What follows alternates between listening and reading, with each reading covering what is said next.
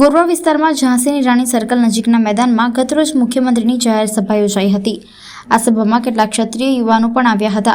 સભા પૂરી થયા બાદ મુખ્યમંત્રી સ્થળ પરથી રવાના થતા હતા। મુખ્યમંત્રી કારમાં બેઠા બાદ કાફલો રવાનો થતો હતો। દરમિયાન ક્ષત્રિય સમાજના યુવકોએ રૂપાલાનો વિરોધ કર્યો હતો, જે બાદ બંદોબસ્તમાં હાજર પોલીસ એક્શનમાં આવી હતી। ક્રાઇમ બ્રાન્ચની ટીમે 8 ક્ષત્રિય સમાજના યુવકોને પકડી ગાડીમાં બેસાડી દીધા હતા।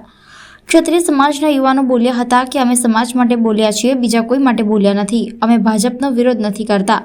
લોકશાહીમાં વિરોધ કરવાનો અધિકાર ભાજપ નથી આપતી। ત્યારબાદ યુવાનોએ રૂપાલા હાય હાય અને જય રાજપૂતાનાના નારા લગાવ્યા હતા।